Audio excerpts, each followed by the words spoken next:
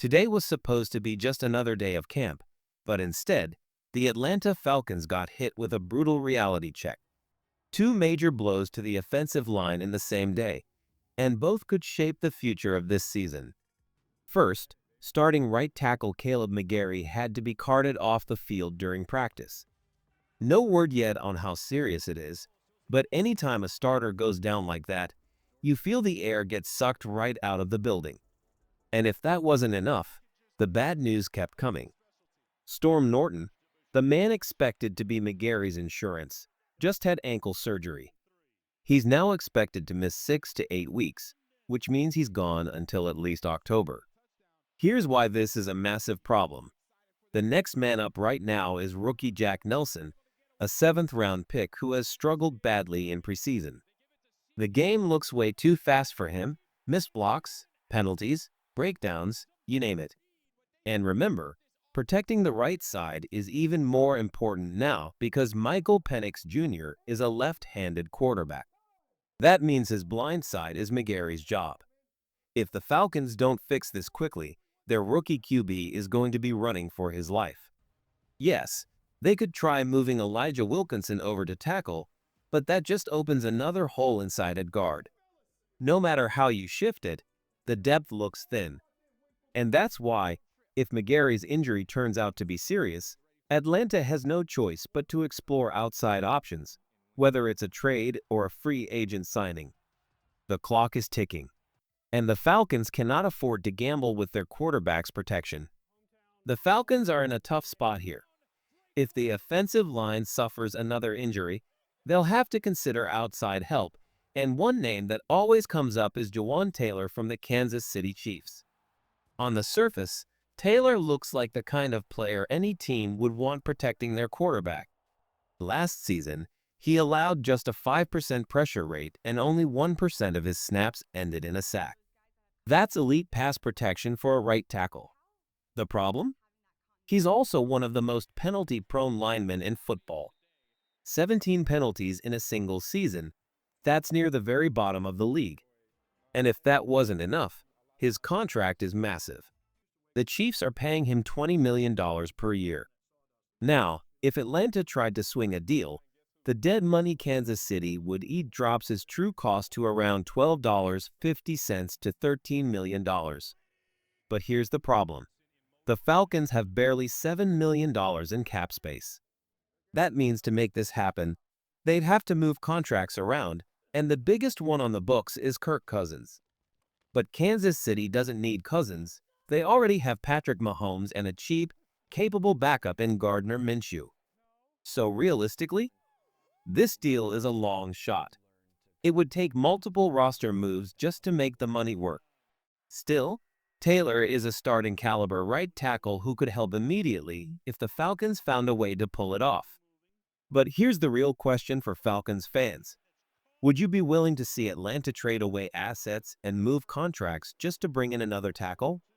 Because Taylor might fix one problem, but he could create 3 new ones. Now let's talk about one of the biggest names still floating around, Jedrick Wills Jr. For years, he protected the blind side in Cleveland. Not elite, not perfect, but absolutely starting caliber. And let's be real, teams don't just let starting tackles walk away unless there are real concerns. For Wills, the story is all about his health. He's battled injury after injury, and just last season he played in only 5 games. Still, in those limited snaps, he committed just 3 penalties, proof that when he's on the field, he can hold his own. The problem? He hasn't been on the field enough. Here's what makes this interesting. Multiple teams have already called him this offseason. They wanted him. They were ready to give him a shot. But Wills told them all the same thing. I need to rehab. I need time. That's rare in this league. Players almost never turn down opportunities like that. But sometimes, the game starts calling you back no matter what. And if that itch hits him? If the Falcons came knocking?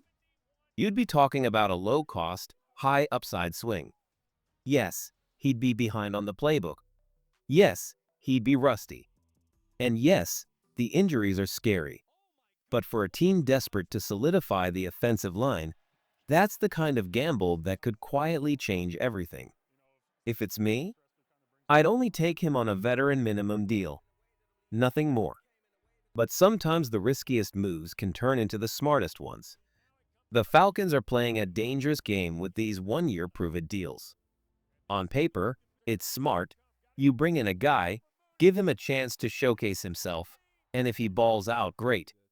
If not, you shake hands at the end of the year and move on. But let's be real, every single move has a flip side. Every pro comes with a con. That's the gamble Atlanta is taking right now. Now here's where it gets interesting. Freshly signed cornerback C.J. Henderson, a former top 10 pick who many people had already written off, just made his presence felt in practice. He picked off Michael Penix Jr. and stood out in team drills, and every Falcons beat reporter was buzzing about it. Afterward, Henderson kept it cool, saying he just wants to stack up good performances. That's exactly the kind of veteran mindset this team needs right now. And while that's the good news, we also saw something that gave fans a scare. DeMarco Hellams wearing a yellow no-contact jersey. But before anyone panics, Raheem Morris made it clear it's just precautionary.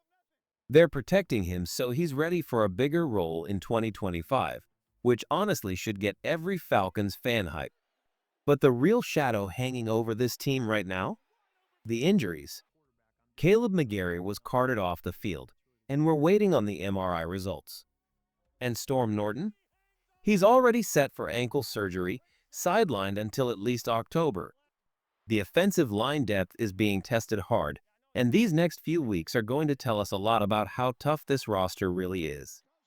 Falcons fans, if you had to choose between Jedrick Wills or Jawan Taylor to help stabilize this O-line, who's your pick?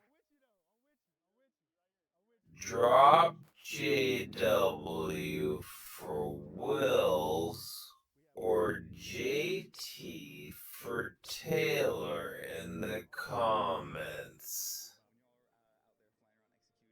This is the reality of the NFL. Every piece of good news comes with a dose of concern. The question is, which way will the scales tip for Atlanta in 2025?